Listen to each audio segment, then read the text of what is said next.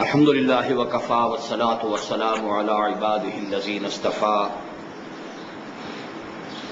خصوصا على أفضلهم وخاتم النبيين محمد الأمين وعلى آله وصحبه أجمعين. أما بعد فقد قال الله تبارك وتعالى كما ورد في سورة الشعراء: أعوذ بالله من الشيطان الرجيم بسم الله الرحمن الرحيم والشعراء يتبعهم الغاوون ألم تر أنهم في كل واد يهيمون وأنهم يقولون ما لا يفعلون إلا الذين آمنوا وعملوا الصالحات وذكروا الله كثيرا وانتصروا من بعد ما ظلموا فسيعلم الذين ظلموا أي منقلب ينقلبون. صدق الله العظيم.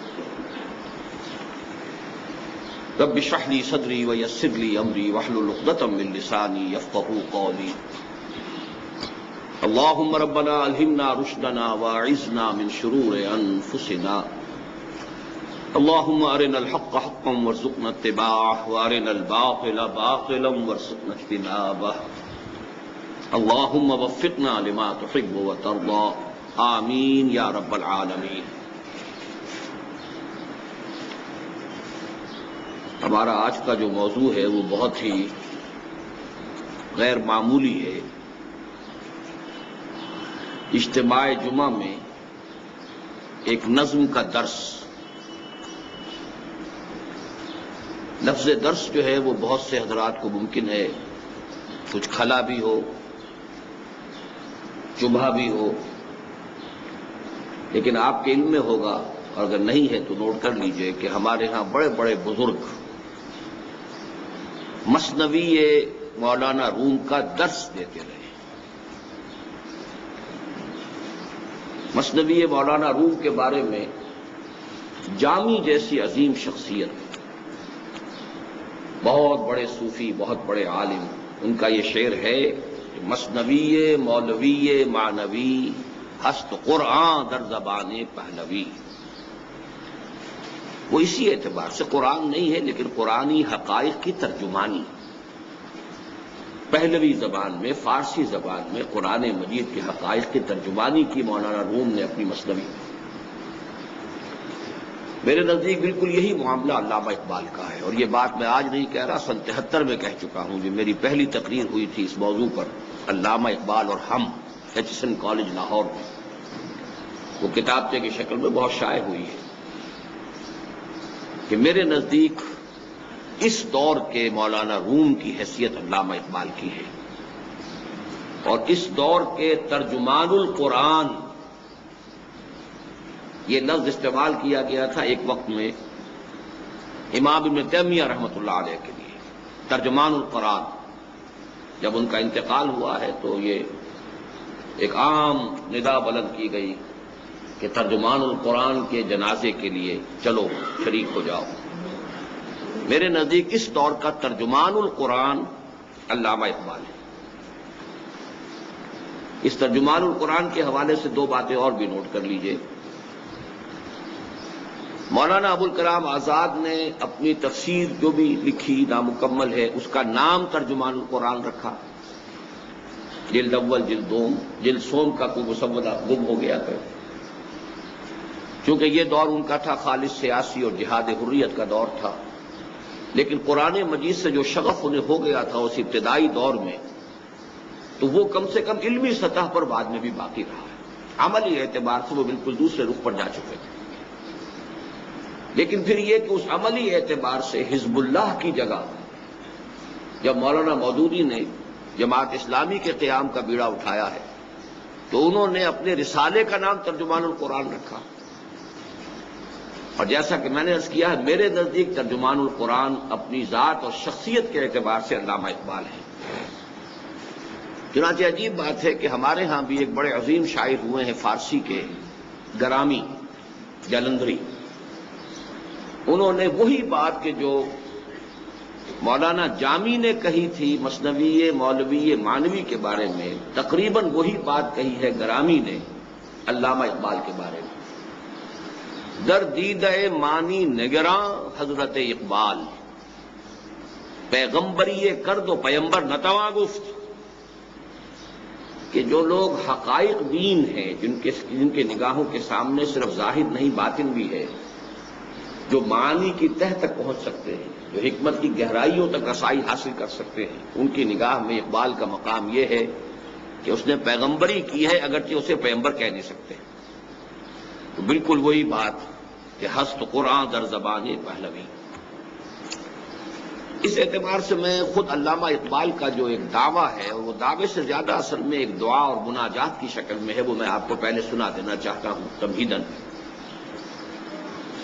حضور صلی اللہ علیہ وسلم سے خطاب کرتے ہوئے مناجات میں وہ جو بات کہہ رہے ہیں، اس میں دعویٰ بھی ہے اور دعوے کے ساتھ ایک درخواست بھی ہے، اور وہ درخواست ایسی ہے کہ جو ان کے دعوے پر سب سے بڑی دلیل ہے۔ فرماتے ہیں گر دلم آئی نئے بے جوہر است، ورب حرفم غیر قرآن مزمر است، پردہ نامو سے فکرم چاک کن، این خیاباں راز خارم پاک کن، روز محشر خار و رسوا کن مرا، بے نصیب از بوسئے پاک کن مرا۔ کہ اے نبی صلی اللہ علیہ وسلم، اگر میرا دل جو ہے اس آئینے کے مانند ہے جو زنگ جس کو لگ چکا ہو، جس میں حقائق منعکسی نہ ہوتے ہوں، نہ حقائق کونیہ، نہ حقائق آفاتی، نہ حقائق روحانی، اگر میرا دل جو ہے ان حقائق کے انعکاس سے کی صلاحیت سے بے بہرا ہے، ورب حرفم غیر قرآن مصبرست، اور اگر میرے پیغام میں، میرے حروف میں، میری شاعری میں، میرے الفاظ میں قرآن کے سوا کوئی اور چیز چھپی ہوئی ہو، پردہ ناموں سے فکرم چاک ہو، تو میرے فکر کے پردے کی عزت کی دھجیاں بکھیر دیں، میری فکر کی عزت کے پردے کی دھجیاں بکھیر دیں۔ ای خیاب آراد خارم پاک کن، پھر تو گویا میں ایک کانٹے کی مانند ہوں جو راستے میں پڑا ہوا ہے، سڑک پر پڑا ہوا ہے، لوگوں کے لیے تکلیف کا موجب بنے گا، تو اس کانٹے کو ہٹا دینا چاہیے۔ اور سب سے بڑی بد دعا جو اپنے لیے کی ہے انہوں نے کہ اگر ایسا ہو، مشروط ہے، روز محشر خار و رسوا کن مرا، قیامت کے دن آپ مجھے خار اور رسوا کیجیے گا، ذلیل کیجیے گا، بے نصیب از بوسہ پاک کن مرا، اور مجھے اپنے قدم مبارک کا بوسہ لینے کی سعادت سے محروم کر دیجیے۔ یہ ہے اقبال کا دعویٰ بھی کہہ لیجیے، دعویٰ بھی اس میں ہے، لیکن اس دعوے پہ جتنا جزم اسے ہے، جس قدر انشراح کے ساتھ، اعتماد کے ساتھ دعویٰ کر رہا ہے، وہ اس بددعا سے ظاہر ہے جو اپنے آپ کو دے رہا ہے کہ اگر ایسا نہ ہو تو پھر میرا انجام یہ ہونا چاہیے۔ بہرحال اس معاملے میں نے چونکہ آج کچھ آیات کی بھی تلاوت کی ہے، تو وہ بھی میں چاہتا ہوں کہ میں تھوڑی سی وضاحت کر دوں۔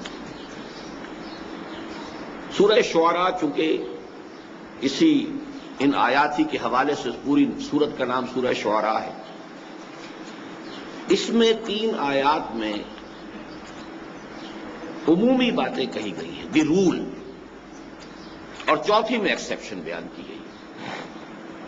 اب ظاہر بات ہے کہ اگر آپ صرف قاعدے کو پیش نظر رکھیں گے اور استثناء کو نہیں رکھیں گے تو بات غلط ہو جائے گی۔ والعصر ان الانسان لفی خسر، قاعدہ کلیہ یہ ہے کہ زمانہ گواہ ہے، تمام انسان گھاٹے میں ہیں، خسارے میں ہیں، ٹوٹے میں ہیں، برباد ہوں گے۔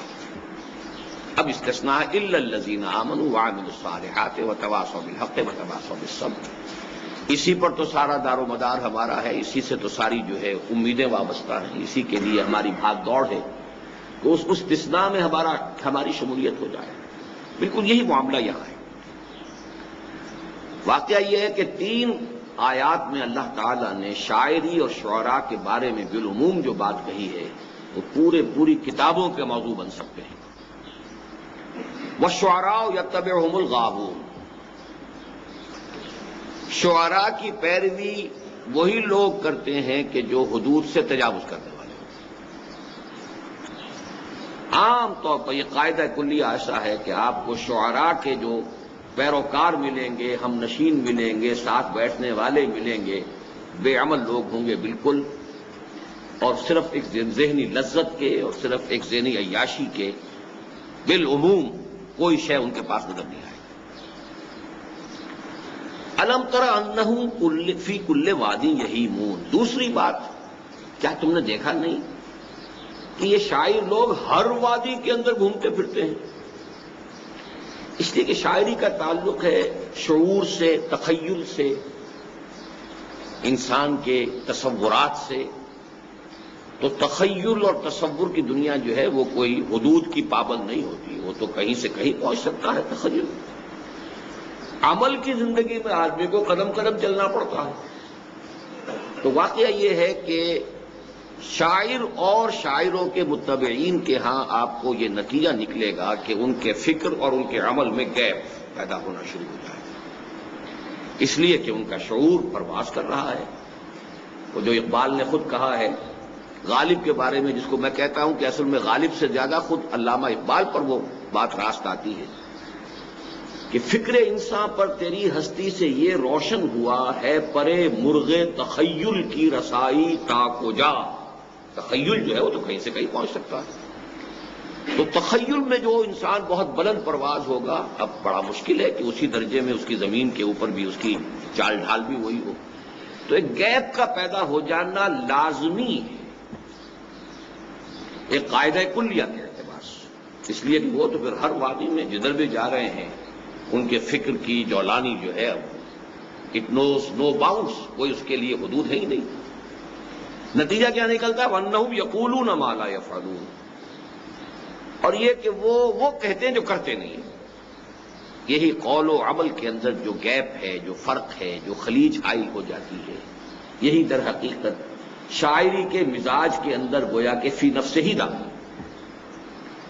اب اس سے استثناء ہے الا الذین آمنوا وعملوا الصالحات. بڑی شدید محنت اور مشقت کرنی پڑے گی اگر کوئی شاعری کے میدان میں قدم بھی رکھے اور پھر یہ کہ وہ ان تین چیزوں سے بچنا بھی چاہتا ہو: ایمان اور اس کے ساتھ عمل صالح. الا الذین آمنوا وعملوا الصالحات وذکروا اللہ کثیرا.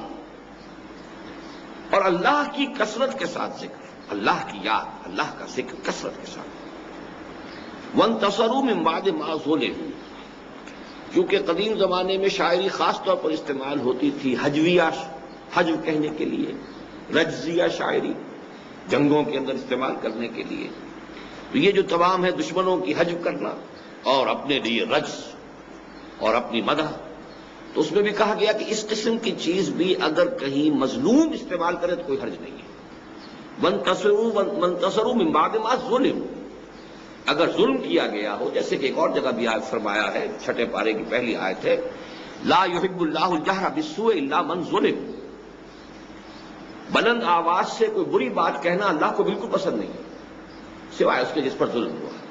مظلوم کے دل سے جو ہے کوئی اگر وہ آہ اٹھی ہے اور اس نے کوئی جلے بھنے الفاظ کی شکل اختیار کر لی ہے، کوئی نازیبا الفاظ اس کی زبان سے نکل گئے ہیں، تو اللہ کنڈول کرے گا، معاف کر دے گا. یہ مظلوم ہے، اس کا دل دکھا ہوا ہے. لا يحب اللہ الجہر بالسوء الا من ظلم. تو یہاں بھی فرمایا گیا کہ وانتصروا من بعد ما ظلموا.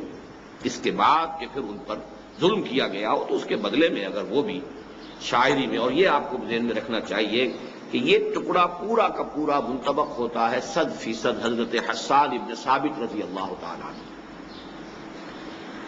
وہ گویا کہ دربار نبوی کے شاعر تھے، اور جو بھی مشرک شعراء حضور کی حجو میں اشعار کہتے تھے، حضور کی مذمت میں کہتے تھے، تو اس کا جواب پھر حضرت حسان ابن ثابت دیا کرتے تھے. اور ظاہر بات ہے صحابی تھے، ان کا جہاں تک ایمان کا تعلق ہے بھی کسی شک و شبے سے بالا تر ہے، بلکہ یہ کہ امت میں سے کسی کا بھی بعد میں ایمان جو ہے کسی ادنا سے ادنا صحابی کے ایمان کا بھی ہم پلہ نہیں ہو سکتا. یہ ہمارا اجماعی عقیدہ ہے. عمل کا ایک پہلو ان کے ہاں کمزور تھا، یعنی یہ قاعدہ کلیہ میں آپ کو بتا دینا چاہتا ہوں، لیکن اسے عمل کا پہلو نہیں کہیں گے، مزاج کا پہلو کہیں گے. اور وہ یہ تھا کہ ان میں مرد میدان ہونے کا وصف نہیں تھا. یہ قاعدہ کلیہ ان میں بھی پورا جو ہے وہ منطبق ہوتا ہے. جنگ کے میدان کے آدمی نہیں تھے. یہ بات جو ہے موجود ہے. غزوہ احزاب کا خاص طور پر واقعہ بھی آتا ہے کہ جہاں خواتین کو رکھ دیا گیا تھا ایک قلعے کے اندر، کو بڑی سی حویلی کے اندر، اور وہاں کچھ پہرے پر یہ ان کو کھڑا کیا گیا، اس لیے کہ میدان جنگ میں مورچے پر جانے کے لیے تو یہ ویسے بھی عام طور پر ان کی وہ کیفیت نہیں تھی۔ اب وہاں ایسا ہوا کہ حضرت صفیہ رضی اللہ تعالی عنہ حضور کی پھوپھی، انہوں نے دیکھا کہ مشکوک حالت میں ایک یہودی آ رہا ہے، اس کے حرکات و سکنات جو ہیں وہ مشکوک ہیں۔ تو انہوں نے کہا حسان ذرا اس کی خبر لو۔ تو انہوں نے کہا کہ یہ کام تو میرا اگر ہوتا تو میں وہاں نہ پہنچا ہوتا۔ تو حضرت صفیہ اتری ہیں اور انہوں نے ایک لاٹھی کی ضرب سے اس کو ہلاک کیا ہے، حالانکہ وہ مسلح تھا۔ پھر انہوں نے کہا حسان جاؤ اب اس کا ہتھیار تو اتار لو۔ تو انہوں نے کہا کہ مجھے تو ان ہتھیاروں کی ضرورت نہیں ہے۔ تو سیدھی سیدھی بات، اس میں کوئی تکلف نہیں، کوئی غلط کوئی بیانی نہیں، کوئی تو یہ کہ اس اعتبار سے مرد میدان ہونے کا وصف ان میں بھی نہیں تھا۔ تو قرآن مجید نے جو کچھ بیان کیا ہے اس میں گویا کہ استثناءات تو ہیں، جب استثناء اتنے شد و مت کے ساتھ بیان ہوا ہے۔ بعض شعراء جو ہیں جاہلی شاعر بہت بڑے مرد میدان تھے، امرؤ القیس جو ہے وہ بہت بڑا شاعر بھی تھا، بہت بڑا جنگجو سردار بھی تھا۔ لیکن یہ ہے کہ عام جو قاعدہ کلیہ ہے، چونکہ اس میں سب سے بڑی مستثنیٰ شخصیت صحابہ کرام میں ہمیں حضرت حسان کی ہی ملتی ہے رضی اللہ تعالی عنہ، ورنہ واقعہ یہ ہے کہ شاعری کی شاید یہ مذمت آ گئی تھی اس وجہ سے، یا یہ کہ ویسے ہی جو حضرت لبید تھے رضی اللہ تعالی عنہ جو سبع معلقہ کے شعراء میں سے تھے، یعنی عربوں کا رواج یہ تھا کہ وہ ہر سال جو مشاعرہ ان کا ہوتا تھا اس میں گویا کہ قصیدہ جس کا سب سے اعلیٰ سمجھا جاتا تھا تو وہ گویا کہ ملک الشعراء بادشاہ شمار ہوتا تھا اب شاعروں کا، اور تمام شاعر پھر اسے سجدہ کرتے تھے، اور اس کا قصیدہ جو ہے پھر ایک سال کے لیے خانہ کعبہ کی دیوار کے اوپر آویزہ کر دیا جاتا تھا اس علامت کے طور پر کہ یہ ہمارا اقلیم شعر کا شہنشاہ جو ہے اس سال کے لیے وہ یہ ہے۔ تو آخری شاعر جو ہیں اس کے وہ حضرت لبید ہیں رضی اللہ تعالی عنہ، لیکن وہ ایمان لے آئے۔ جب ایمان لے آئے تو شعر کہنا چھوڑ دیا۔ حضرت عمر رضی اللہ تعالیٰ عنہ نے ایک مرتبہ ان سے یہ سوال بھی کیا، لبید اب آپ شعر نہیں کہتے؟ تو فرمایا بعد القرآن، کیا قرآن کے نزول کے بعد بھی کسی شخص کے لیے کوئی گنجائش ہے کہ وہ اپنی کچھ یعنی کلام قادر الکلامی کا مظاہرہ کرنے کی کوشش کرے اور کوئی بات کہے؟ اس کے بعد تو مطلب یہ کہ سورج کو آئینہ دکھانے والی بات ہے، تو انہوں نے شعر کہنا بند کر دیا۔ تو بہرحال ہمارے ہاں تو شعراء میں سے جن کا تذکرہ آتا ہے، ویسے حضرت خنسا تھی رضی اللہ تعالی عنہا، خنسا العرب بہت بڑی شاعرہ تھی، مرد شعراء بھی ان سے جو ہے اصلاح لیا کرتے تھے۔ انہوں نے غالباً 7 بیٹے ہیں یکے بعد دیگرے جو جہاد فی سبیل اللہ میں اپنے نظر کیے ہیں اللہ کے، اس جام شہادت نوش کیا۔ تو یہ استثناءات ہیں۔ الا الذين امنوا وعملوا الصالحات وذكروا الله كثيرا وانتصروا من بعد ما ظلموا وسيعلم الذين ظلموا اي منقلب ينقلبون۔ اب اس میں اشارہ ہو رہا ہے کہ یہ جو کشاکش ہو رہی ہے مکے میں، ان قریب دیکھ لیں گے یہ ظالم لوگ کہ وہ کس کروٹ یہ اونٹ بیٹھے گا، یعنی اسلام کا غلبہ ہوگا، چاہے کتنی مخالفت کر لیں، کتنی حجب کر لیں محمد الرسول اللہ صلی اللہ علیہ وسلم۔ اس کے ساتھ ہی یہ کہ سورہ یاسین کی یہ آیت بھی چونکہ بہت اکثر جو ہے وہ حضرات کو شاید یاد ہی ہو کہ وما علمناہ الشعر وما ينبغی لہ، حضور کے شایان نشان کہا گیا، شعر کے گوئی نہیں ہے، ہم نے انہیں شعر نہیں سکھایا اور نہ ہی وہ ان کے شایان شان ہے۔ اس اعتبار سے بھی شعر گوئی گویا کہ کوئی بہت اعلیٰ اشیاء میں سے، اعلیٰ دلچسپیوں میں سے ادرو قرآن شمار نہیں ہوتی۔ اگرچہ اس میں بھی ایک پہلو یہ کہا جا سکتا ہے کہ حضور کو تو دنیاوی تعلیم بھی اللہ نے نہیں دی، تو کیا دنیاوی تعلیم بھی اس وجہ سے، لیکن یہاں پر لفظ آیا ہے خاص طور پر، وہاں یہ نہیں ہے، وہاں تو یہ ہے علامہ بالقلم۔ لیکن حضور کا معاملہ ہے کہ ایک معجزے کی شکل میں چونکہ آپ کے پوری شخصیت کو رکھنا تھا کہ تمہارے دنیاوی اعتبارات سے کوئی انہوں نے کبھی تعلیم حاصل نہیں کی ہے، لیکن ان کے علم کا، حکمت کا، ان کے فہم کا، ان کی فصاحت کا، ان کی بلاغت کا اس کا تو اندازہ کر لو، تو یہ خود اپنی جگہ پہنچ رہا ہے۔ تو اسی طریقے سے معاملہ یہاں اس کے برعکس ہے، وما ينبغی لہ، شعر گوئی جو ہے آپ کے مناسب نہیں ہے۔ آپ کو اچھے شعر پسند ہوتے تھے، آپ پڑھتے بھی تھے، کوٹ بھی کرتے تھے، آپ کا یہ بھی ہے ان من الشعر لحکمۃ وان من البیان لسحرا، یہ بھی آپ کا قول مبارک ہے۔ بہت سے اشعار میں بڑی حکمت ہوتی ہے اور بہت سی تقریریں جادو کا اثر رکھتی ہیں، یہ بھی آپ کا فرمان ہے۔ لیکن یہ ہے کہ خود آپ کو اللہ نے طبیعت کی مناسبت بھی عطا نہیں فرمائی تھی، چنانچہ آپ اگر شعر پڑھتے بھی تھے تو آپ نے بہت سے لوگوں کو دیکھا ہوگا کہ شعر یاد انہیں بہت ہیں، کوٹ کرتے ہیں، لیکن کہیں نہ کہیں سکتا کر جاتے ہیں، نہ وزن ٹھیک رہتا ہے، غلط پڑھتے ہیں۔ خود حضور کا معاملہ بھی یہ تھا۔ ایک موقع پر بلکہ بڑا دلچسپ واقعہ ہوا کہ حضرت ابوبکر رضی اللہ تعالیٰ عنہ بھی موجود تھے، حضور نے کوئی شعر پڑھا اور وہ غلط پڑھا، مطلب یہ کہ اس کا وزن غلط ہو گیا یا کچھ اور سکتا ہو گیا، تو حضرت ابوبکر رضی اللہ تعالیٰ عنہ مسکرائے اور انہوں نے عرض کیا انی اشہد انک لرسول اللہ، میں گواہی دیتا ہوں آپ اللہ کے رسول ہیں، یعنی جو قرآن نے کہا ہے کہ وما ینبغی لہ، یہ شعر جو ہے یہ آپ کے شایان شان ہی نہیں ہے، تو شعر کو صحیح پڑھنے کی بھی اللہ تعالیٰ نے آپ کو وہ جو ہے مناسبت طبع عطا نہیں فرمائی، تو انی اشہد انک رسول اللہ، میں گواہی دیتا ہوں۔ بہرحال اس اعتبار سے جہاں تک علامہ اقبال کا معاملہ آپ نوٹ کر لیجئے، کل کا میرا اگر اشتہار آپ کی نگاہ سے گزرا ہے تو 3 چیزیں اس میں قابل غور ہیں۔ پہلی چیز یہ ہے کہ میں نے انہیں اسلامی فکر کا مجدد قرار دیا ہے، مجدد فکر اسلام، بہت بڑا لفظ ہے جو میں نے استعمال کیا ہے، اور میں اگرچہ جو بھی 14ویں صدی ہجری کے مجددین کا جب شمار کیا کرتا ہوں تو میں ذرا مختلف ناموں سے کچھ نام لیا کرتا ہوں، مجدد اعظم شیخ الہند ہیں، لیکن یہ کہ اس میں جو کام کیا علامہ اقبال نے، مولانا مودودی نے، اسی طریقے سے مولانا الیاس صاحب نے مختلف پہلوؤں سے دین کے مختلف شعبوں کی تجدید کی ہے، تو جہاں تک فکر اسلامی کا تعلق ہے اور خاص طور پر اسلام کا انقلابی فکر، اس کا مجدد قطعی طور پر، یقینی طور پر، حتمی طور پر علامہ اقبال،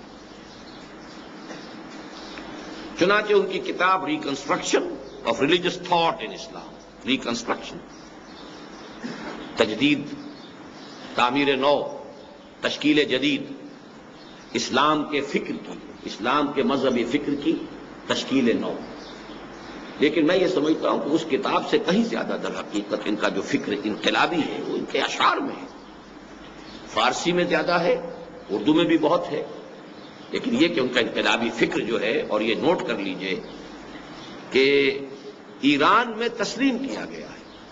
ایران کا انقلاب اگرچہ وہ اس معنی کا انقلاب نہیں ہے کہ کسی انقلابی جماعت نے انقلابی جدوجہد کے مراحل طے کر کے انقلاب برپا کیا، لیکن یہ کہ اگر کوئی فکری کام تھوڑا بہت بھی اس کی بنیاد میں تھا تو وہ ڈاکٹر علی شریعتی تھے، اور ڈاکٹر علی شریعتی نے صاف طور پر یہ کہا ہے کہ ہمارا یہ سارا فکر اقبال سے ماخوذ ہے، ماں و اقبال، ہم اور اقبال، یہ ان کی کتاب، مجھے تو معلوم نہیں تھا جب میں نے اپنی تقریر کی سن 73 میں اور پھر اس کو شائع کیا، علامہ اقبال اور ہم، یعنی بعین ہی وہی فارسی ترکیب میں ماں و اقبال کے نام سے ان کی کتاب ہے تقریب، اور جو فکر کوئی بھی تھوڑا بہت ایلیمنٹ جو انقلاب ایران کے بنیاد میں اگر کوئی فکری مواد ہے تو وہ علامہ اقبال کا ہے، اور میں اپنی ایک پوری کتاب جو ہے اس موضوع کے اوپر لکھ چکا ہوں، بر عظیم پاک و ہند میں اسلام کے انقلابی فکر کی تجدید و تعمیل، اور تفصیل سے میں نے واضح کر دیا ہے کہ وہ جو انقلابی فکر تھا جو دور خلافت راشدہ کے بعد رفتہ رفتہ رفتہ رفتہ بیک گراؤنڈ میں فیڈ اوے کر گیا، ملوکیت کا دور آ گیا، اسلام ایک مذہب بنتا چلا گیا، جزوی حقیقت بنتا چلا گیا، اس کو فکری سطح پر دوبارہ زندہ کرنے والا شخص اقبال ہے، اگرچہ اس کی تعمیل، اقبال مرد میدان نہیں تھے، اقبال مین آف ایکشن نہیں تھے، بلکہ عمل کا پلڑا ان کا بہت کم، بہت ہلکا تھا، یہ میں ابھی واضح کر دوں گا، اس لیے کہ بہت سے اقبالیے میرے دشمن ہیں، جان کے دشمن ہیں، اور ادھر ادھر اس کو شائع کرتے رہتے ہیں گویا کہ میں نے کوئی گناہ کبیرہ کر دیا ہے، لیکن یہ کہ جو حقیقت ہے اس کو مانیے۔ ایک طرف میں ان کو مجدد فکر اسلامی، بالخصوص اسلامی انقلابی فکر کا مجدد، قطعی طور پر، یقینی طور پر، حتمی طور پر اقبال، ابوالکلام آزاد نے ان سے خوشہ چینی کر کے تعمیل کی کوشش کی ہے، مولانا مودودی نے ان سے خوشہ چینی کر کے اس کی وضاحت کی ہے، شرح کی ہے، اسے عام فہم بنایا ہے، بڑے پیمانے پر پھیلایا ہے، لیکن اصل میں فکر جو ہے وہ علامہ اقبال کا ہے۔ مجدد، فکر اسلامی کے مجدد اور اسلام کی نشأت ثانیہ کا نقیب اعظم، یعنی یہ خبر دینے والا پہلی مرتبہ کہ اسلام کا دوبارہ احیاء ہوگا اور اسلام کا غلبہ ہوگا اور یہ شاخ ہاشمی کرنے کو ہے پھر برگ و بر پیدا، جس جزم کے ساتھ، جس یقین کے ساتھ، جس وثوق کے ساتھ اقبال نے کہا، اس سے پہلے کہیں سراغ ملتا ہی نہیں۔ مایوسی کے گھٹا ٹوپ اندھیرے تھے۔ مولانا حالی نے مسدس لکھی تھی، اسلام کا گر کر نہ ابھرنا دیکھے، پستی کا کوئی حد سے گزر نہ دیکھے، مانے نہ کبھی مد ہے ہر جزر کے بعد، دریا کا ہمارے جو اترنا دیکھے۔ معلوم ہوتا ہے کہ قانون فطرت ہی بدل گیا ہے، ہر جزر کے بعد مد آیا کرتا ہے، ہمارا تو جزر ہی جزر ہے، نیچے ہی نیچے جا رہا ہے، مد کا کوئی سوال ہی نہیں آ رہا۔ اور حالی میں اور اقبال میں کتنا فصل ہے۔ اس حوالے سے اقبال نے آ کر کہا نہیں، سنا ہے یہ قدسیوں سے میں نے، نکل کے صحرا سے جس نے روما کی سلطنت کو الٹ دیا تھا، سنا ہے یہ قدسیوں سے میں نے، فرشتوں نے میرے کان میں سرگوشی کی ہے، تو وہ شعر پھر ہوشیار ہو، اور کتاب ملت بیضا کی پھر شیرازہ بندی ہے، یہ شاخ ہاشمی کرنے کو ہے پھر برگوبر پیدا۔ یہ ساری باتیں جو ہیں جس طریقے سے آسماں ہوگا سحر کے نور سے آئینہ پوش، اور ظلمت رات کی سیما پا ہو جائے گی، یہ سب کچھ ہو کر رہے گا۔ محو حیرت ہوں کہ دنیا کیا سے کیا ہو جائے گی، اور اے آب روان کبیر تیرے کنارے کوئی دیکھ رہا ہے کسی اور زمانے کے خواب۔ تو اسلام کی نشت ثانیہ، غلبہ دین حق جو ہے، اس کا نقیب اعظم، اس کا ڈھنڈورا پیٹنے والا، اس کے لیے نوجوان نسل کے دلوں میں امید کے چراغ روشن کرنے والا، جس میں سب سے پہلے میں اپنا نام جو ہے تجویز کرتا ہوں کہ میں خود میرے دل کے اندر جو بھی امید کا چراغ روشن ہوا ہے وہ 5ویں جماعت کے طالب علم کی حیثیت سے ہوا ہے، علامہ اقبال کی اسی شاعری کے ذریعے سے۔ وہ زمانے میں معزز تھے مسلمان ہو کر، اور تم خار ہوئے تاریخ قرآن ہو کر، یہ چپکا ہوا ہے ذہن میں میرے شعر۔ تو یہ سارا کام جو ہے اس کو اگر آپ کریں گے تو واقعہ یہ ہے کہ اسلام کی نشت ثانیہ کا نقیب اعظم علامہ اقبال۔ لیکن اس کے باوجود میں رحمت اللہ علیہ نہیں لکھتا، میں کہیں ان کو حضرت نہیں لکھتا، حضرت علامہ ایک عام اصطلاح کے طور پر کبھی آ بھی جائے، اس کی وجہ کیا ہے؟ ہمیں ہر شے کو جہاں وہ ہے ماننا چاہیے۔ وہ متدین انسان بھی نہیں تھے، سیدھی سیدھی بات ہے۔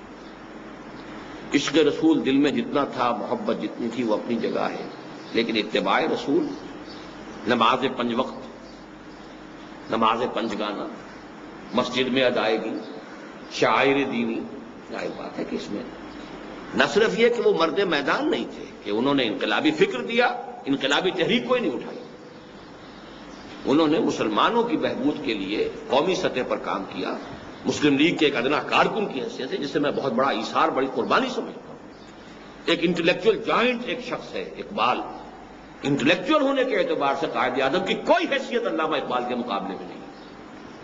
وہ ایک بہت بڑے سیاسی رہنما تھے، مدبر تھے، سیاستدان تھے، ڈپلومیٹ تھے، پارلیمنٹیرین تھے، سب کچھ تھے۔ مفکر جس کو کہا جاتا ہے کوئی حیثیت ہی نہیں، مصنف نہیں ہے، مفکر نہیں ہے، اس کا کوئی فلسفی نہیں ہے۔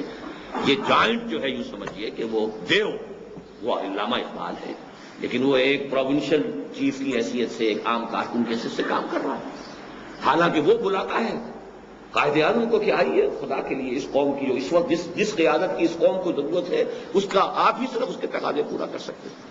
تو اس حوالے سے یہ ہے، لیکن جہاں تک عمل کا معاملہ ہے ہمیں ماننا پڑے گا، ہمیں اپنے معیارات کو ختم نہیں کرنا ہے۔ معیار میں ہمارے لیے عمل محمد الرسول اللہ والذین معہ ہے، اور یہ خود اقبال کا کہنا ہے، بمصطفیٰ برسا خیش را کی دی ہمہ اوست اگر بہو نہ رسیدی تمام بولا بیس۔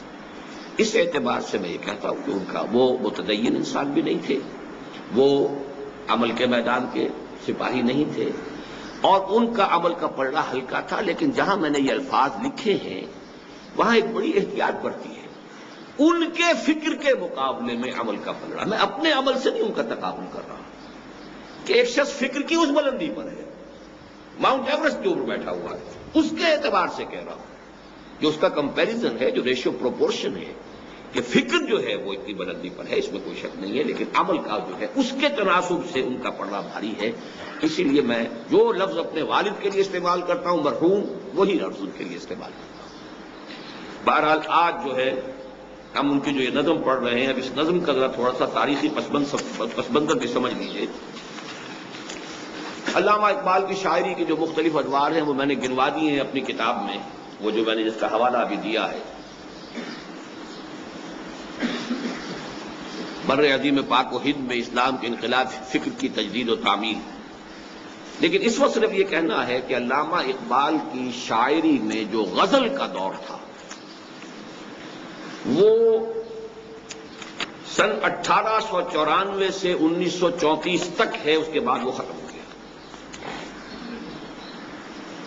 1935 سے اپنے وفات تک یا 1938 تک انہوں نے کوئی غزل نہیں گائی۔ وہی ان کا کلام ہے کہ جو ارمغان حجاز میں چھپا ہے، اور وہ ارمغان حجاز چھپی ہے ان کے انتقال کے بعد، اس لیے کہ آخری دور کی یہ نظمیں تھیں، اور یہ نظم سن 36 کی ہے۔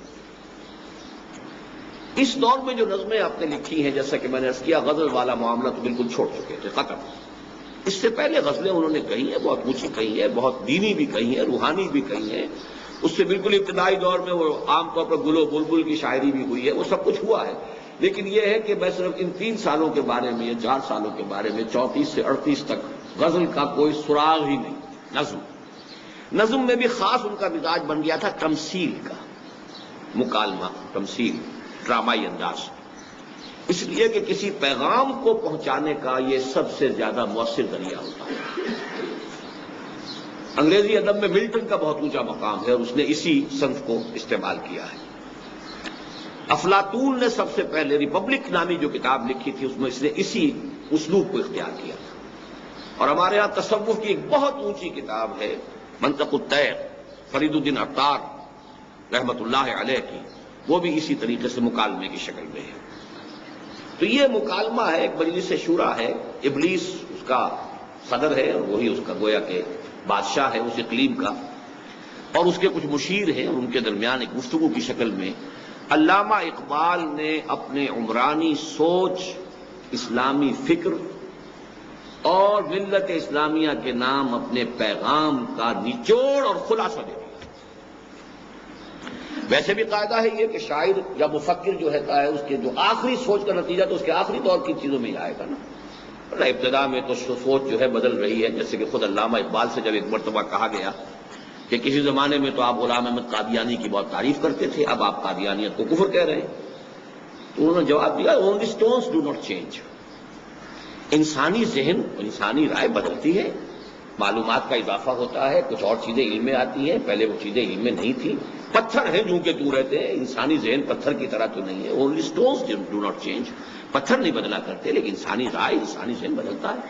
اس وقت میری وہ رائے تھی، اب میری رائے یہ، اس کا ذکر آ بھی جائے گا اس نظم کے اندر۔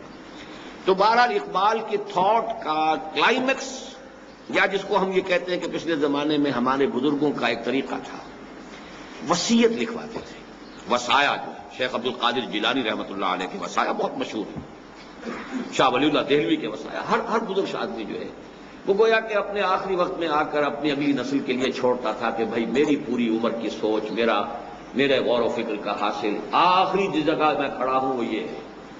کیونکہ باقی دولت مند جو ہے وہ دولت کا حساب بتائے گا اولاد کو، کیا لینا ہے، کیا دینا ہے، کہاں کیا ہے، کیا ایسٹس ہیں، اور جس کا سارا سرمایہ ہی ہو، فکر ہے، سوچ ہے، تو اس کو تو ظاہر بات ہے کہ اسی کو پھر اسی طرح جو قرآن مجید میں جو لقمان، حضرت لقمان کی نصائح آئی ہیں، ان کے بارے میں بھی یہی ہے کہ وہ ان کے انتقال کے وقت کی نصیحتیں جو انہوں نے اپنے بیٹے کو کی ہیں، وہ گویا کہ ان کے عمر بھر کے فکر کا، سوچ بچار کا، فلسفیانہ غور و فکر کا حاصل ہے۔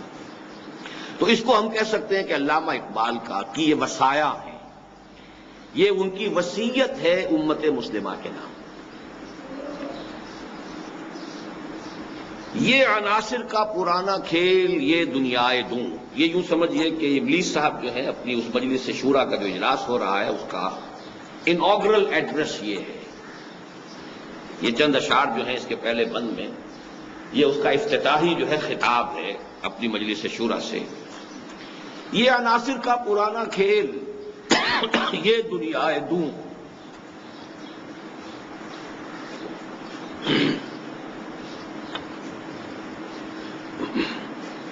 اس لفظ میں ایک پورا جو فلسفہ اور ایک نقطۂ نظر رہا ہے دنیا میں فلسفے کے میدان میں، اس کی ترجمانی ہو گئی ہے، اور وہ یہ ہے میٹیریلزم۔ دو ہی فلسفے دنیا میں رہے، میٹیریلزم، آئیڈیلزم۔ میٹیریلزم یہ ہے کہ اس کائنات کی اصل حقیقت جو ہے وہ مادی ہے، مادہ قدیم ہے ہمیشہ سے، مادہ جو ہے سالمات پر مشتمل ہے، اور ان سالمات میں باہم تجاذب ہے یا تنافر ہے، ان میں الیکٹرک چارجز ہیں، نیگیٹو ہیں یا پازیٹو ہیں، اس کے حوالے سے وہ ملتے ہیں یا کٹتے ہیں، پھر کمپاؤنڈز بنتے ہیں، اس کے فزیکل چینجز اور کیمیکل چینجز کے قوانین ہیں، اس سے کائنات چل رہی ہے۔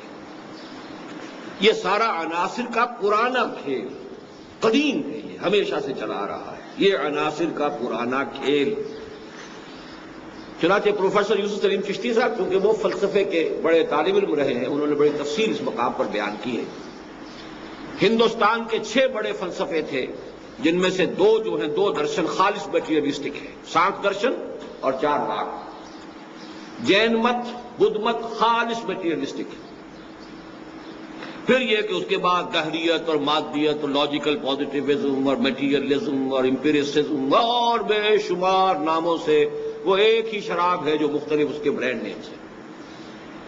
یہ عناصر کا پرانا کھیل، یہ دنیائے دوں، یہ دنیا بڑی پست ہے۔ یہ دنیا کیوں؟ اس لیے کہ قرآن مجید بھی کہتا ہے کہ ابلیس جن ہے، اور جنوں کی پیدائش جو ہوئی ہے وہ آگ سے ہوئی ہے، وہ ایک اعلیٰ تر لطیف تر شے ہے۔ اور یہ جو مخلوقات اس وقت ہمیں نظر آ رہی ہیں زمین پر، یہ سب خاکی الاصل ہیں، انسان بھی خاکی الاصل ہے۔ تو دنیا دوں بڑی نفرت کے ساتھ کہہ رہا ہے یہ حقیر سی دنیا، گھٹیا دنیا، ساکنان عرش اعظم کی تمناؤں کا خون۔ یہ کس اعتبار سے؟ ساکنان عرش اعظم یعنی ملائکہ مقربین۔ جب اللہ نے یہ زمین بنائی تھی وہ منتظر تھے، متوقع تھے، امیدوار تھے کہ خلافت ہمیں ملے گی، تو ان کی تو ساری آرزوؤں کے اوپر جو ہے وہ پانی پھر گیا، ان کی تمنائیں جو ہیں وہ سب خون میں نہا گئی۔ اور قرآن مجید میں بھی تذکرہ موجود ہے، وَإِذْ قَالَ رَبُّكَ لِلْمَلَائِكَةِ إِنِّي جَاعِلٌ فِي الْأَرْضِ خَلِيفَةً قَالُوا أَتَجْعَلُ فِيهَا مَن يُفْسِدُ فِيهَا وَيَسْفِكُ الدِّمَاءَ وَنَحْنُ نُسَبِّحُ بِحَمْدِكَ وَنُقَدِّسُ لَكَ قَالَ إِنِّي أَعْلَمُ مَا لَا تَعْلَمُونَ۔ تو بہرحال شاعری کے انداز میں ساکنان عرش اعظم کی تمناؤں کا خون، اس کی بربادی پہ آج آمادہ ہے وہ کارساز جس نے اس کا نام رکھا تھا جہان کاف و نور۔ ابلیس کو یہ محسوس ہو رہا ہے کہ یہ اب دگرگوں ہونے والا ہے، یہ معاملہ زیادہ دیر چلنے والا نہیں ہے۔ کیوں محسوس ہوا اور اسے تشویش کیوں ہوئی، یہ سمجھنے کی بات ہے۔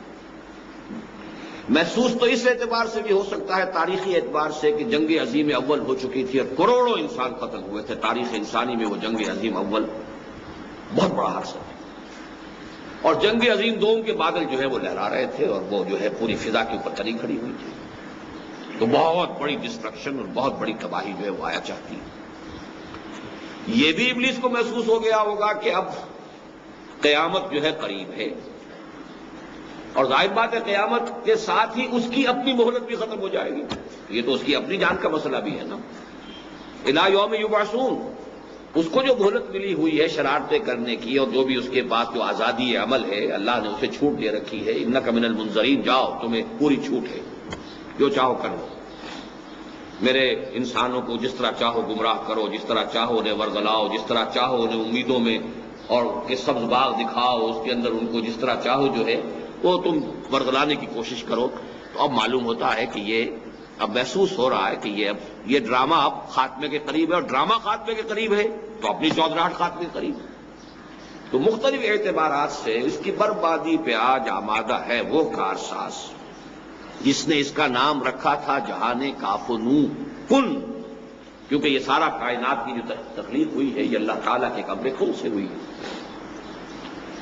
اب اس کے بعد وہ اپنی لافزنی کر رہا ہے کہ میں نے اس دنیا میں شر کو پھیلانے کے لیے کیا کیا طریقے اختیار کیے ہیں، میں نے بڑی محنت کی ہے، میری اتنی طویل عرصے کی محنت جو ہے وہ ایٹ سٹیک ہے، وہ جس کو کہا جاتا ہے گارڈ اپ یور لائنس، اب اپنی ذرا کمر کس لو، اپنے جو ہے پوری طریقے سے تیار ہو جاؤ، اس لیے کہ اب ہمارے لیے بہت بڑا چیلنج آ رہا ہے۔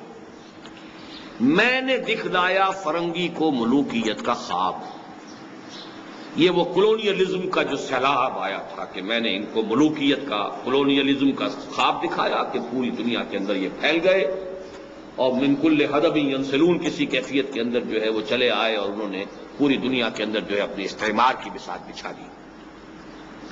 میں نے توڑا مسجد و دیر و کلیسا کا فسون،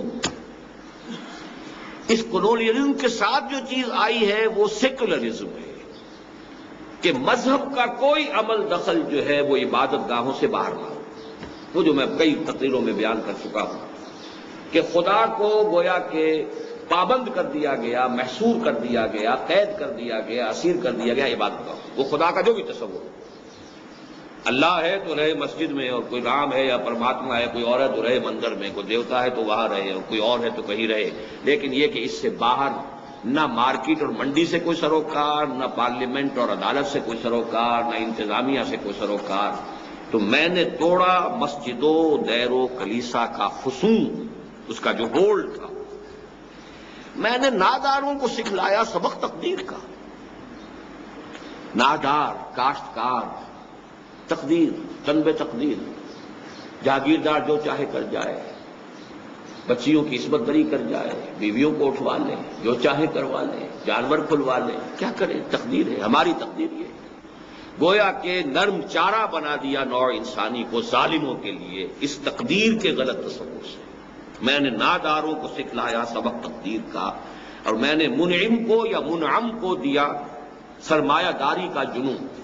یہ منعم انعام سے بنے گا، اس میں فاعل نعمت دینے والا. یعنی فرض کیجئے کوئی شخص پہلے خیرات کر رہا تھا، صدقہ کر رہا تھا، لوگوں میں بانٹ رہا تھا دولت، تو میں نے اس کو یہ سبق پڑھایا، یہ پٹی پڑھائی، دولت رکھو اپنے پاس، سنبھال کر رکھو، پاگل ہو گئے ہو، دماغ خراب ہو گیا ہے، جمع کرو اس کو. اور منعم بھی ہم اس کو کہہ سکتے ہیں جس کو اللہ نے نعمت دی ہو، وہ اس میں مفعول ہو جائے گا کہ میں نے، اللہ نے جس چیز کو بھی کوئی نعمتیں دی تھی، دولت دی تھی، تو میں نے اس کو سرمایہ داری کا جنون جو ہے میں نے اس کو اس کے اوپر مسلط کر دیا کہ اس کو سید کر رکھے. جمع فاوعا، جیسے کہ آیا ہے سورہ معارج میں، جمع فاوعا. اب اس نے جمع کیا اور بڑی حفاظت کے ساتھ رکھ لیا کہ یہ بات دے رہا ہے، اس کو ہوا نہ لگے. تو یہ 4 کارنامے ابلیس نے اپنے گنوائے، نوٹ کیجئے اس کو. ملوکیت، گویا کہ اقبال کے نزدیک ابلیسیت کے سب سے بڑے 4 مظاہر جو ہیں وہ یہ 4 ہیں. ملوکیت، نمبر 2 سیکولرزم، جدا ہو دی سیاست سے تو رہ جاتی ہے چنگیزی.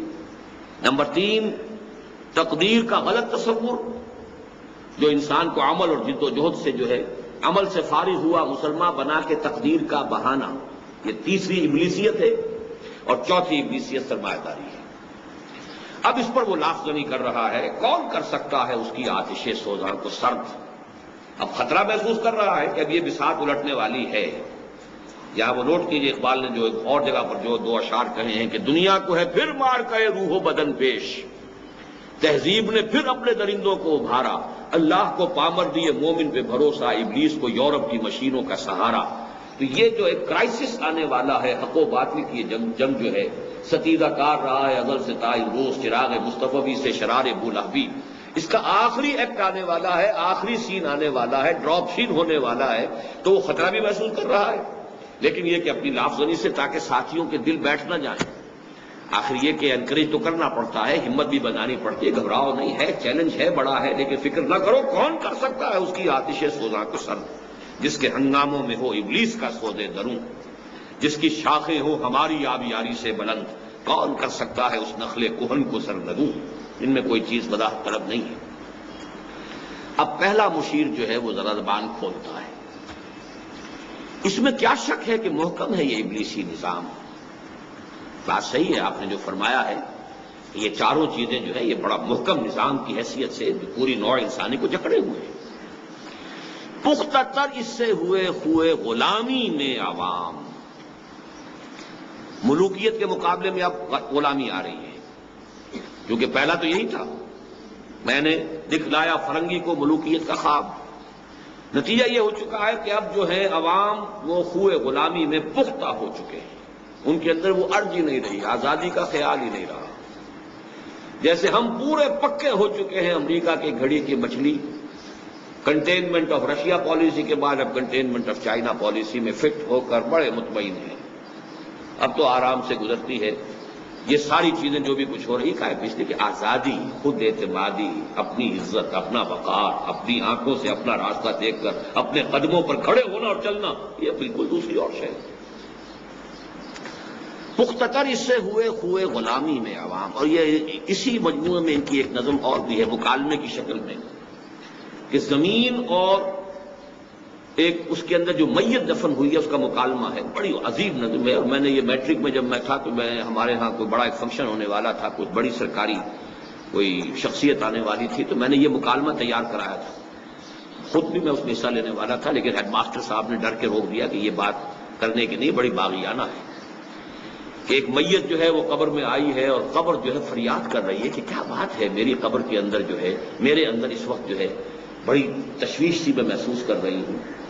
تو اس کے بعد یہ معلوم ہو یہ غلام تھا بدماش جو میرے اندر ڈاکے ظالم تو جہاں میں بندہ محکوم تھا, میں نہ سمجھی تھی کہ ہے کیوں خاک میری تاب سوزناک, کہ میری مٹی میں جو جلن ہو رہی ہے اس وقت تو محکوم تھا. اب یہ ظاہر بات انگریزی دور کی بات کر رہا ہوں کہ میں وہ اس وقت وہ تمثیل جو ہے کرنا چاہتا تھا کسی انسپیکشن کے موقع پر.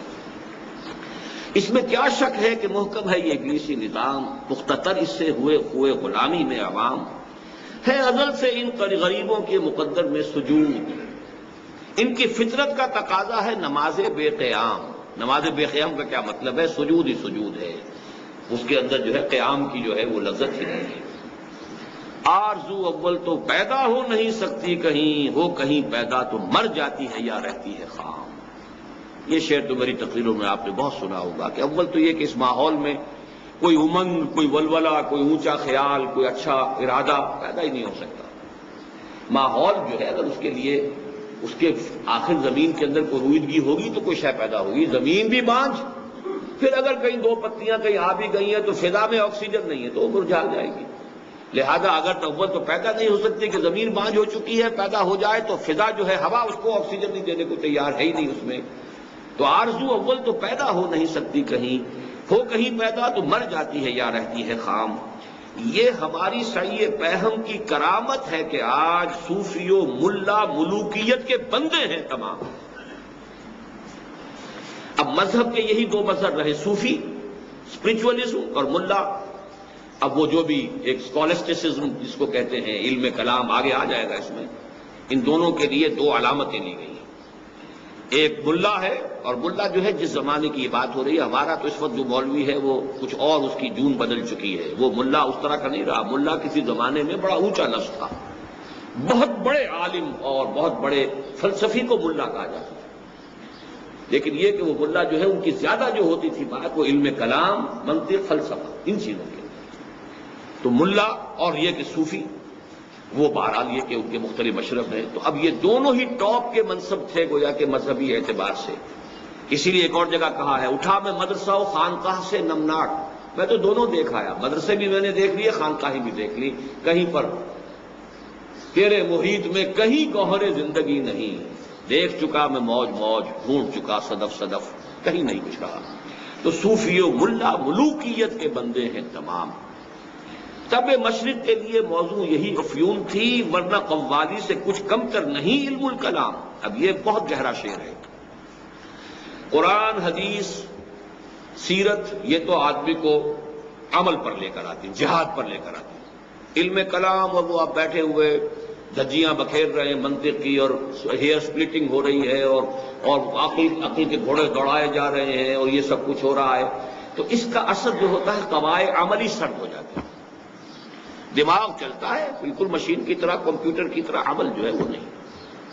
اسی طرح قوالی ہے, جھوم جاؤ, جھومتے رہو. اب صوفیوں کے حلقے میں قوالی اور علماء کے حلقے میں علم کلام, یہ دو چیزیں گویا کہ دو حلقے جو ہو سکتے تھے مسلمانوں کے رہنما حلقے دینی اعتبار سے, ان دونوں کو گویا کہ ان دونوں سمبلز کے حوالے سے بیان کیا گیا کہ اگرچہ علم کلام کی تاثیر بھی وہی تھی کہ جو عمل سے انسان کو بیگانہ کر دے, لیکن قوالی جو ہے مشرق کے اعتبار سے یہ زیادہ مناسب تھی, کیونکہ یہاں پہ ہندوؤں کا معاملہ تھا اور یہاں پر گانے کا, ناچ رنگ کا, ان کے کلچر کا حصہ تھا.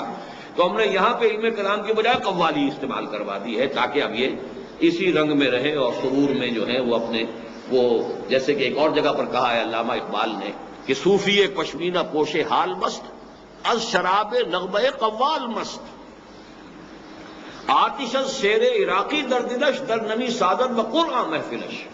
یہ صوفی جو ہے جس نے اوپر سے کوئی پہنی ہوئی ہے اونی قبا بھی پہنی ہوئی ہے اور قوال کی آواز کے اوپر تو وہ حال اسے آ گیا ہے، اور شعر کسی عراقی کا سنا ہے کسی اور کا سنا ہے تو اس کے اوپر وہ حال کھیل رہا ہے، قرآن سے اسے سروکاری تھی۔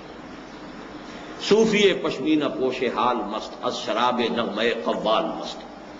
تو کعبہ مشرق کے لیے موضوع یہی افیون تھی۔ افیون کیا ہے؟ آدمی کو پینک کے اندر پڑے رہو، بس کام نہ کرو۔ لوٹس ایٹرز ایک نظم ہم نے پڑھی تھی، شاید میٹرک میں پڑھی تھی، surely surely slumber is better than toil. آدمی محنت کرے، بھاگ دوڑ کرے، یہ کرے وہ کرے، اس سے کیوں نہ ذرا سا ایک دو گولیاں جو ہے نگلے اور سو جائے آرام سے۔ آج جو پوری دنیا کے اندر نارکوٹکس کیوں ہیں؟ اس لیے کہ دنیا کی پیچیدگیاں مسائل جو ہیں ان کے تمام جو ہیں وہ آدمی پھر جو ہے وہ میں گدھے کی راہ سے ہو کر گزر گیا، ورنہ سفر حیات کا بے حد طویل تھا۔ یہ تو در حقیقت آسانی کا راستہ ہے، فرار ہے زندگی سے۔ ہے طواف و حج کا ہنگامہ اگر باقی تو کیا؟ یہ طواف اور حج کا ہنگامہ جو ہے یہ تو علامہ اقبال کے زمانے سے بڑھ کے اب میرا خیال ہے 100 گنا بڑھ گیا ہوگا۔ علامہ اقبال ان 60 سالوں میں، اور جو عمرہ ہے رمضان کا، اور 30 لاکھ 35 لاکھ آدمی جمع ہو رہا ہے، اور رمضان ہو رہا ہے، اور جو کچھ ہو رہا ہے وہ آپ کے علم میں ہے، لیکن اسے حاصل کیا ہے طواف و حج کا ہنگامہ اگر باقی تو کیا؟ کند ہو کر رہ گئی مومن کی تیغ بے نیام۔ اس کا اصل جہاد جو اس کا اصل تھا وہ تو ختم ہو چکا۔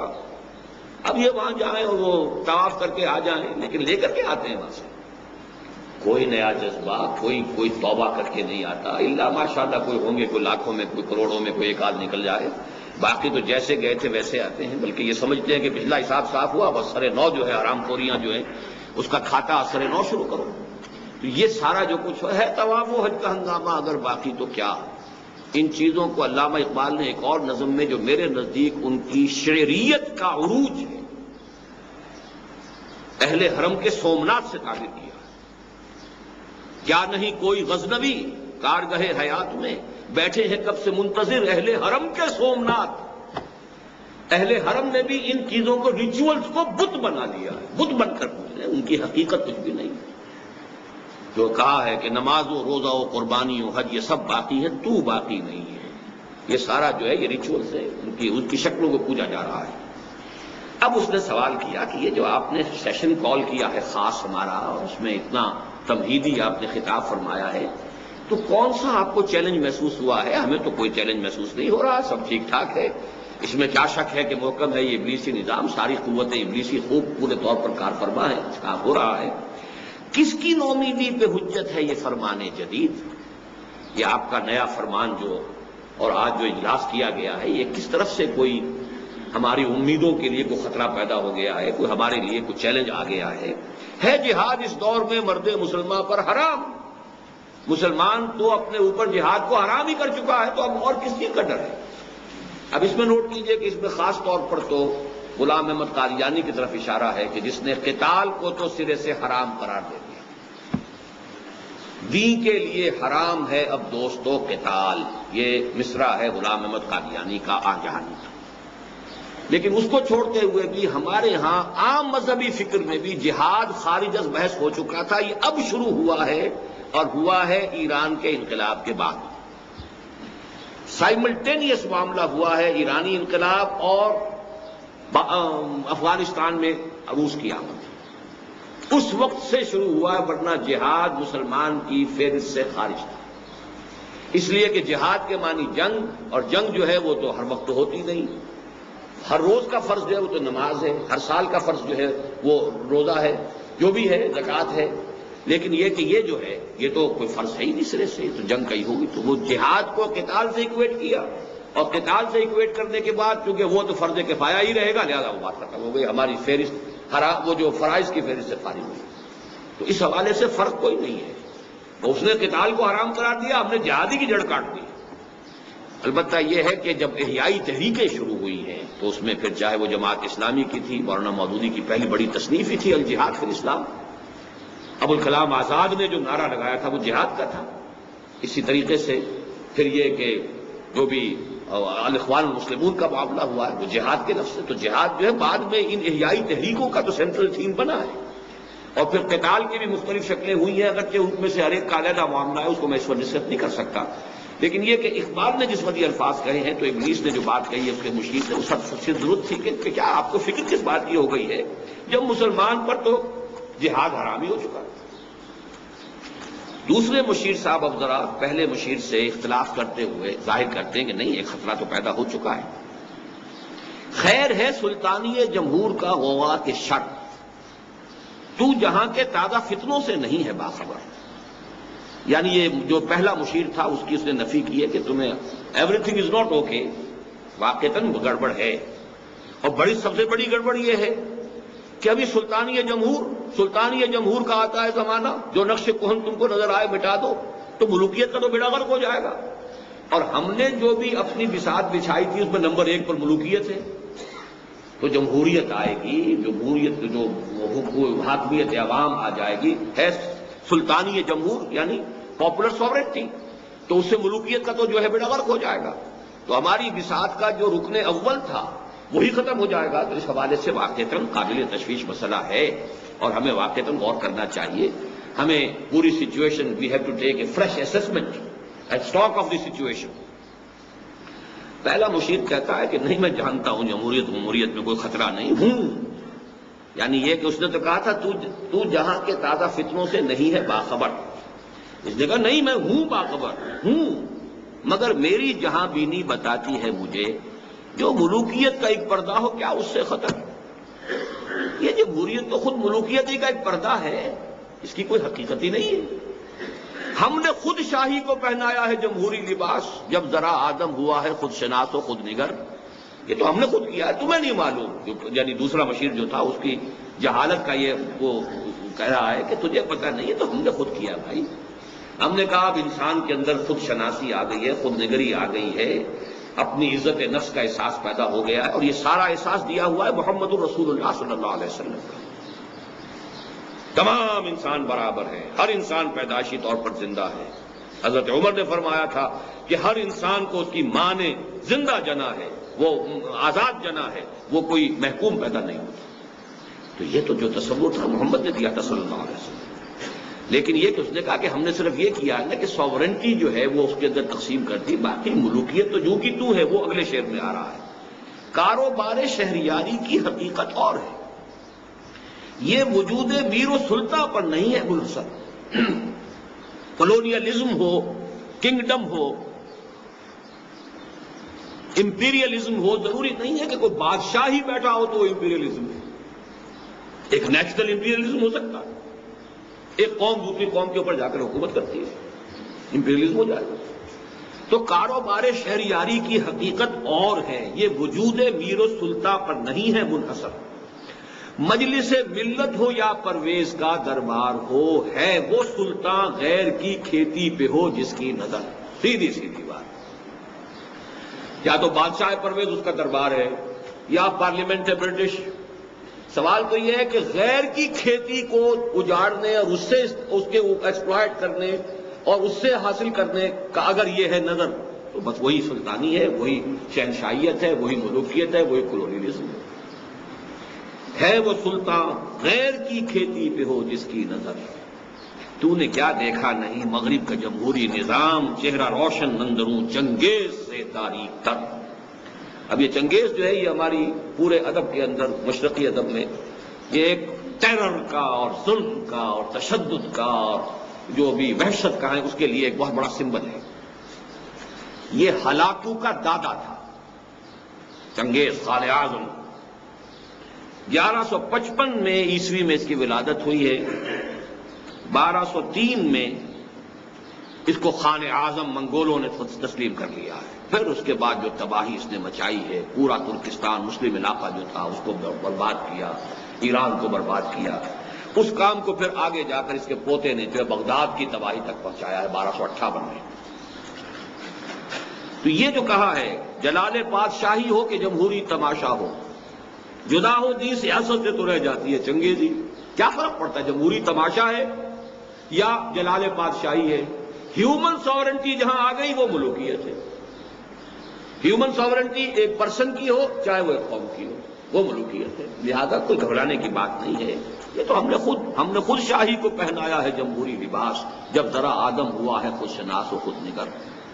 اور ایک اور جگہ علامہ اقبال نے اس مغربی جمہوریت کے بارے میں جو کہا ہے وہی ساز کہن مغرب کا جمہوری نظام، اس کے پردوں میں نہیں غیرز نوائے قیصری، دیو استبداد جمہوری قبا میں پائے کو۔